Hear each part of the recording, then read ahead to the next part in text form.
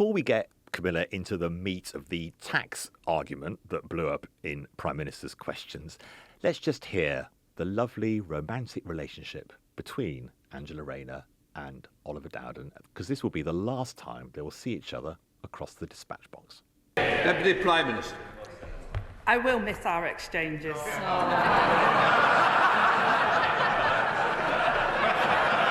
Battle of the Gingers,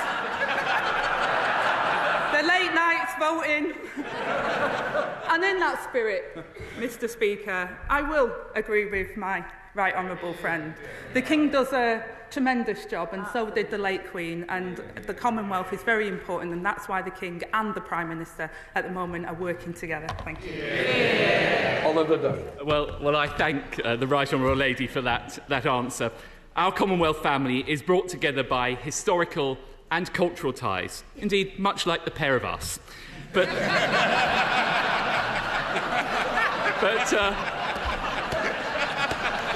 I will resist, Mr. Speaker, the temptation to replicate that. It was an interesting one, wasn't it, Kamal? It's always difficult for a deputy to sort of land the points they want to because everyone's expecting the Prime Minister to be there.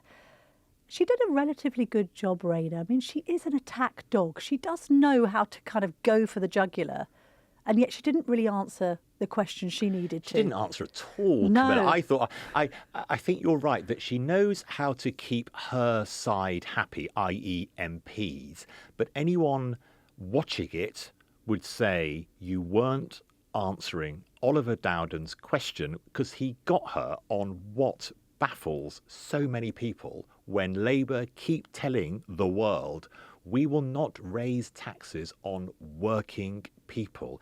And Dowden asked the question, I thought, quite cleverly. Mr. Speaker, what is the Deputy Prime Minister's definition of working people? Deputy Prime Minister.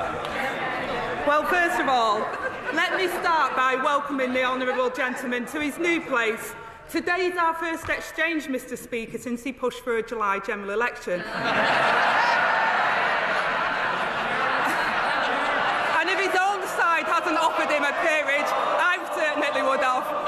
And Mr. Speaker, the definition of working people are the people that the Tory party have failed for the last 14 years.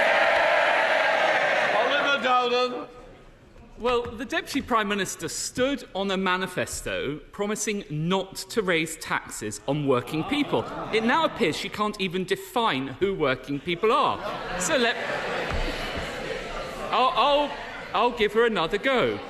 There are 5 million small business owners in this country. Are they working people? Deputy Prime Minister. Mr. Speaker, I don't know how the shadow Deputy Prime Minister can stand there with a straight face when it was the small businesses, the working people of this country that paid the price of them crashing the economy, sending interest rates scoring. I think he needs to learn his own lessons in opposition. Dowden here trying to repeat what Rishi Sunak landed with Keir Starmer 2 weeks ago, this idea that Labour is going to put up employer national insurance contributions. We've again got Labour dancing around this issue. Rayner just sums up really the entire sort of Reeves approach to this. Oh, we can't preempt the budget, we can't comment, we're just going to skirt around this, we're going to obfuscate, we're going to not confirm anything, which, by the way, only sows the idea in the public's mind that these people, you can't believe a word they're saying. On one hand, we're not taxing working people. In what world is a business owner not a working person if they are going to be taxed more? Talk of CGT, capital gains going up, talk of inheritance tax going up. Nothing has been done to quell any of these concerns. Meanwhile, consumer confidence continues to tank. Businesses are tearing their hair out. We've had so many people writing into the Telegraph, both as individuals but also as business owners, saying that they're really worried. How has this farrago been allowed to continue for so long, Kamal? They've mismanaged it. Rachel Reeves has broadly killed the political promise. The promises that were made before the election have not turned out to be true. Rachel Reeves should have known that, and the public is looking at this. Trust is so low in politicians. Labour came in saying that they were going to be different. that this was a different political contract, a government contract with the people based around honesty and transparency. But what they've done, they have decided it's a brazen it out strategy. What you saw, I thought Oliver Dowden did rather well. He not only asked about our small business owners, not working people, of course they are. As you say on CGT, aren't entrepreneurs working people? Of course they are. Oliver Dowden also repeated back, firstly, Rachel Reeves's own comments on raising national insurance employer contributions as being a jobs tax. Angela Rayner batted that off and started to do a long list of Labour's achievements and Tory chaos. Dowden then very cleverly came back and repeated Angela Rayner's own words back to her. Do you agree with yourself, which was a good line. And said, do you agree with yourself on national insurance employer contributions being a tax on working people? I thought Oliver Dowden landed actually the substance. We are seeing, though, Camilla, every week that we've been watching Prime Minister's Questions together since Sue Gray's departure as Chief of Staff, Morgan McSweeney, who was the head of campaigns for Labour in opposition, is now the Chief of Staff to Keir Starmer. He is telling Keir Starmer, that we've seen, and Angela Rayner, all you need to do, don't answer the question, just repeat what Labour has done and how bad the Conservatives are, because that's the only clip that will ever be seen beyond the aficionados like Camilla, you and me, who actually watch PMQs. And that shows the importance of watching PMQs, getting the analysis of what is actually going on there and the substance, because I think Dowden has nailed it.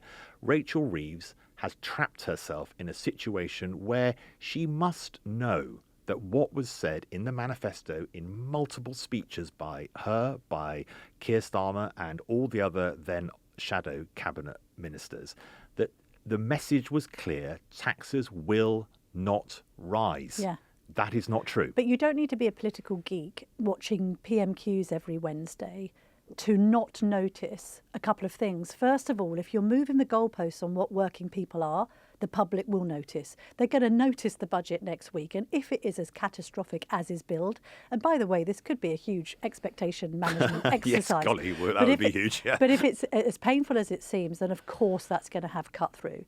It then debases other economic arguments that are made by the Chancellor, like, for instance, there's a 22 billion black hole in the economy. Well, if you lied about taxes on so-called working people and you're breaking manifesto pledges, we don't actually believe anything you're saying about the country's finances.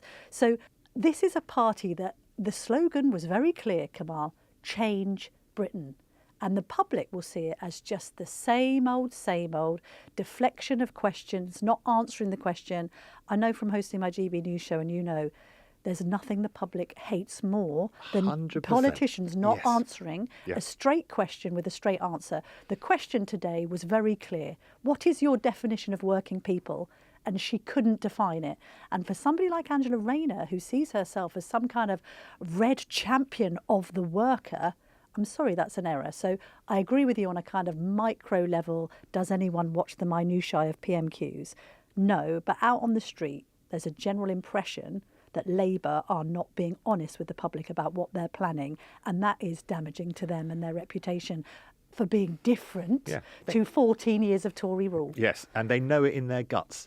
When you talk to them privately, I wrote a bit about this in my column on Monday, when you talk to them privately, they know this is a major problem, and this is why insurgents like Nigel Farage are successful, because the public look to people like that and say, straight talking, different offer, won't be like the establishment. Labour has got to be super careful that, well, they've not been careful enough already. We've seen the huge dip in support for Labour since the election, but they have to be super careful that they don't simply add to the public's mistrust of government and institutions in the way they behave, because in the end, government and institutions is what makes us Britain. Yeah. And if the public just give up on those things, then that makes the future look very difficult. Also, if everyone's saying they're all just the same, apart from Nigel Farage, then that's really problematic for Labour. I did this with Gordon yesterday for social media. We tested each other on many rather amusing suggestions from the British public about how Labour could improve the NHS and which of Right. these ideas we thought were very good. And we thought ambulances using Danny Dyer to do the knee-gnaw would be pretty good. Knee-gnaw, knee-gnaw. We thought that would work quite well. Brilliant. But look, Camilla, a lot more have come in, equally funny. So let me test you on a few. And which of these do you think you would support? Camilla, this is almost like your Wes Streeting. Yes. You are now the health secretary, Okay. and you've got to agree or disagree with this consultation with the public's ideas, because Wes Streeting has asked for the public's Yes, ideas. you've We got to want take them see, seriously. You've got to take them Yeah. seriously. So, first suggestion, fire the Right Honourable Member for Ilford North, Wes Streeting, Yeah. out of a cannon. Oh, wow, that's very Ed Davey. OK, well, that could help, could it? I mean, what if he ends up in casualty as a result of that? That's not helping the NHS or waiting list, Kamal. Second suggestion, strand Starmer on a desert island. He would be able to do less harm and nobody would miss him as he doesn't live with his family. About the I thing- didn't know that my submission would be made public to our audience. That's amazing. No, obviously I didn't write that about Starmer, but I do support him possibly spending some period of reflection on an island all by himself. Play videos of Theresa May dancing in all A&E departments to make people leave. I thought you were going to say make people laugh. Okay. Actually leave, get to down be the fair, queues. that would stop bed blocking, wouldn't it? Because nobody wants to see her Maybotting for longer than, what, 2 or 3 minutes before it becomes so cringeworthy that you have to just look away and walk away. Allow for NHS sponsorships. We could get companies to pay for investments. Who doesn't want to see the Coca-Cola hospital? Well, indeed. And to be fair, those lovely people at the soft drinks empire have brought sugar content down. So why not have them sponsoring, and also maybe cigarette companies? Because if they end up finishing people off, at the end of the day, again, Kamal, waiting lists come down. So it's not a bad idea. I think some people will be quite glad you're not the health secretary, Camilla, but we'll move on to the final one. Delete the NHS Ideas for Change website. It's radicalising people against universal suffrage. Edward McMill comments, I trusted the public till I read this site. Now I think democracy was a mistake. What's that Churchill quote? The best argument against democracy is a 5-minute conversation with the average voter. I think this, along with, as you referenced, the suggestions that were made for renaming the boat that became Boaty McBoatface, does suggest that we should probably leave some of this decision-making to elected representatives and stakeholders who aren't just going to have a laugh with these sorts of very serious consultations, Kamal. It also shows the lovely wit of the British people, which I always say 3 cheers for. To be fair, if you're in an NHS situation, laughter is always the best medicine. It is. Anyway, Camilla, I look forward to you to being the health secretary, where you're going to kind of make sure we all smoke ourselves to death as quickly as possible, thereby freeing up beds for everyone else.